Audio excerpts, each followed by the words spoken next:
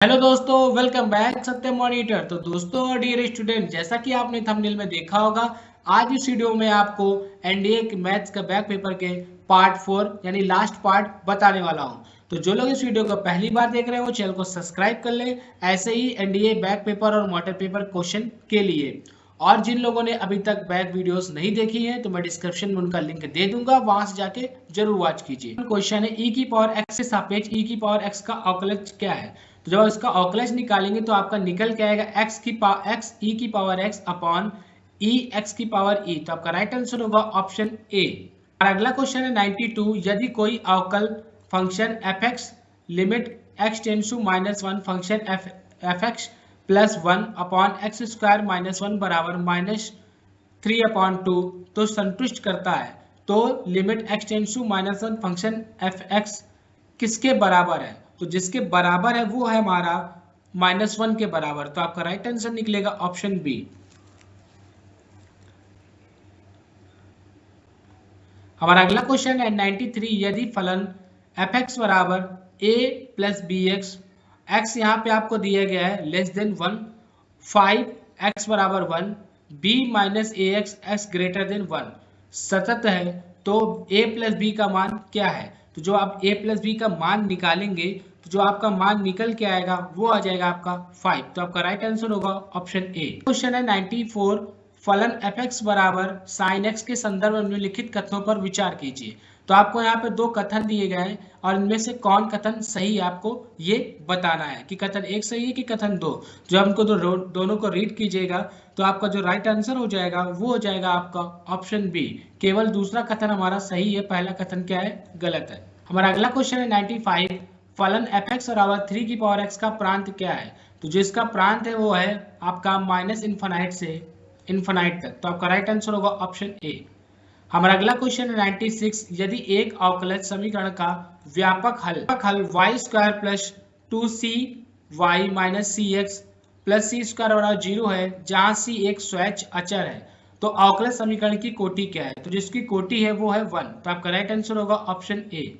हमारा अगला क्वेश्चन है 97, अवकल समीकरण x बराबर √1 plus d square y upon d x square का घात डिग्री क्या है। तो जिसका घात डिग्री है वो है आपका 1। तो आपका राइट आंसर होगा ऑप्शन ए।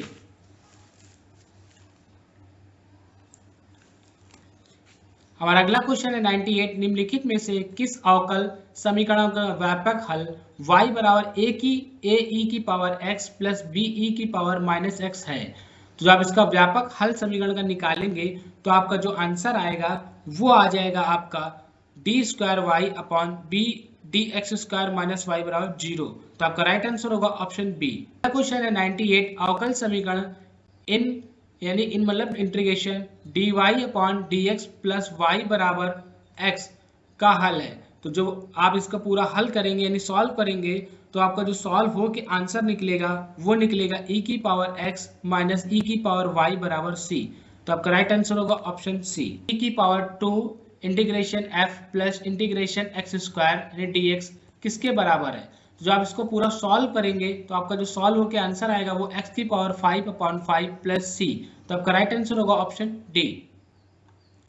हमारा अगला क्वेश्चन है 101, n संख्याओं के एक समुच्चय के लिए केंद्रीय प्रवृत्ति के निम्नलिखित मापों पर विचार कीजिए। तो पहला आपका दिया समांतर माध्य, दूसरा गुणोत्तर माध्य। आपको ये बताना है उपयुक्त में से कौन से सभी आंकड़ों को प्रयोग में लाता या लाते हैं। तो जिनको हम उपयोग में लाते हैं वो हमारे एक और दो दोनों है। तो आपका राइट आंसर होगा ऑप्शन सी। हमारा अगला क्वेश्चन है 102, एक कंपनी के कार्यरत विज्ञान कला और वाणिज्य स्नातकों की संख्या 30, 70 और 50 है। यदि इन आंकड़ों को एक वृत्तारेखा द्वारा निरूपित किया जाए तो विज्ञान स्नातकों का संगत कोण क्या होगा। जो आप इनका पूरा एक वृत्तारेखा स्नातक में प्रयोग करेंगे यानी वृत्तारेखा द्वारा निरूपित करेंगे तो आपका जो आंसर निकल के आएगा वो आ जाएगा आपका आंसर ऑप्शन बी 72 अंश। 103 यानी 103, असमान वर्ग अंतरालों वाले किसी बारंबारता बंटन पर आधारित एक आयत चित्र के लिए किसी वर्ग की एक बारंबारता इसके अनुपात में होनी चाहिए। तो किसके अनुपात में होनी चाहिए। तो जो आपका राइट आंसर होगा वो हो जाए आयत की ऊंचाई की। तो आयत की ऊंचाई अनुपात की होनी चाहिए, तो आपका राइट आंसर ऑप्शन ए होगा। हमारा अगला क्वेश्चन है 104, सहसंबंध गुणांक स्वतंत्र है।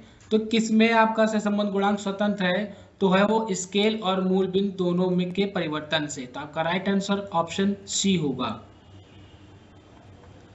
हमारा अगला क्वेश्चन है 105, निम्नलिखित सारणी 198 मटर फलियों के लिए प्रत्येक मटर फलों में मटर की संख्या की बारंबारता को दर्शाती है। तो आपको ये मटरों की संख्या और बारंबारता दर्शाई गई है।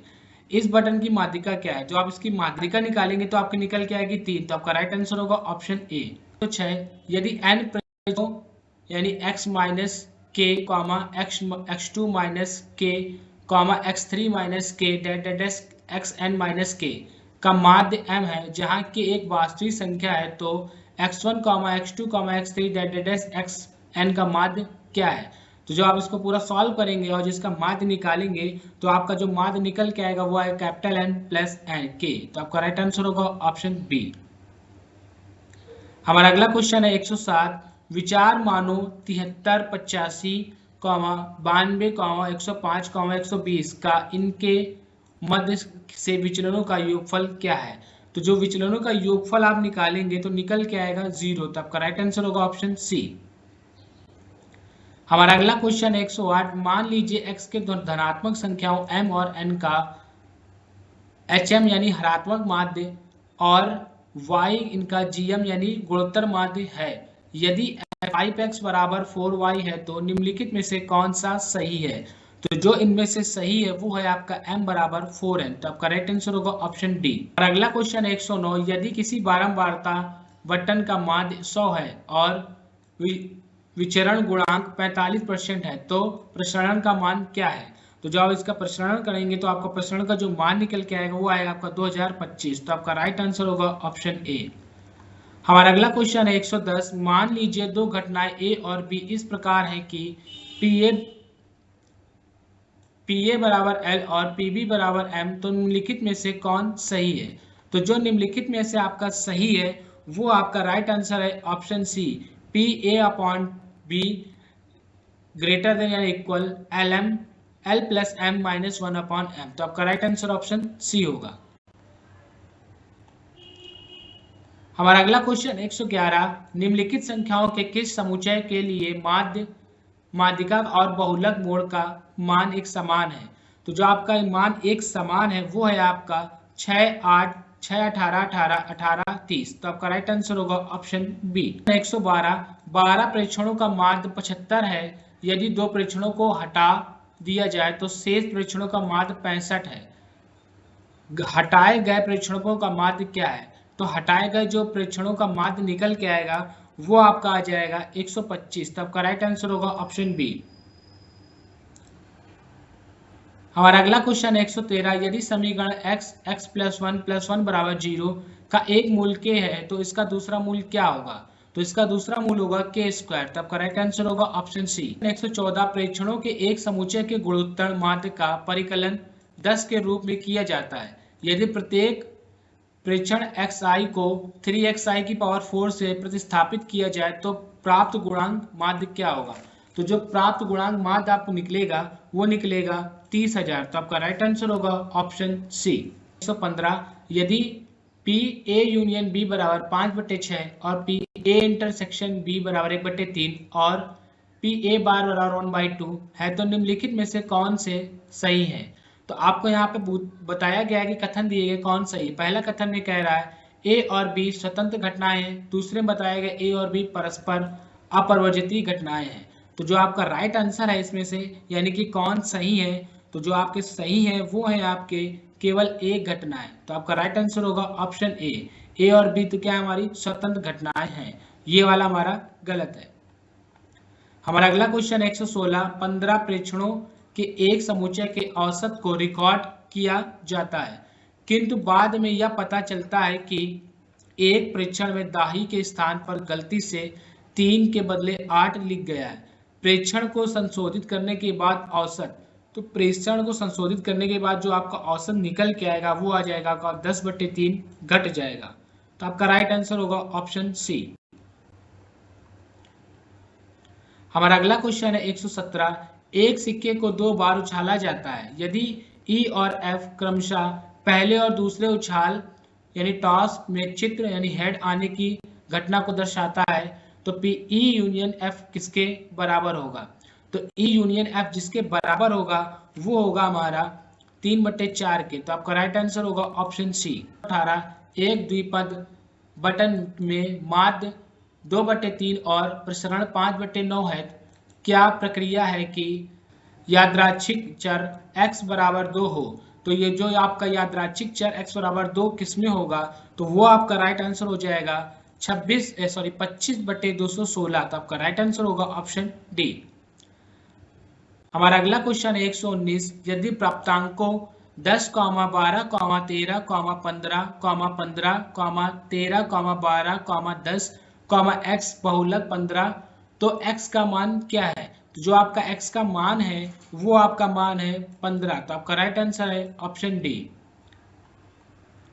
हमारा लास्ट क्वेश्चन है 120। यदि a और b दो घटनाएं इस प्रकार हैं कि, यानी ये जो आपको p दिया गया है प्रायिकता का है, a बराबर 3/4 और b बराबर आपका 5/8, तो निम्नलिखित कथनों पर विचार कीजिए। तो आपको पहला कथन दिया गया है प्रायिकता a यूनियन b का न्यूनतम मान 3/4 है। दूसरा आपको दिया गया है प्रायिकता a इंटरसेक्शन b का अधिकतम मान 5/8 है। तो इनमें से जो कथन आपका सही है तो वो आपका कथन है 1 और 2 दोनों आपके सही है। और डियर स्टूडेंट, आज की इस वीडियो में मैंने आपको पूरे कंप्लीट 120 मैथ क्वेश्चन बता दिए हैं। आई होप आपको ये वीडियो अच्छी लगी होगी और नेक्स्ट वीडियो में आपको इनके फुल सॉल्यूशन लेकर आने वाला हूँ विद कैलकुलेशन के साथ।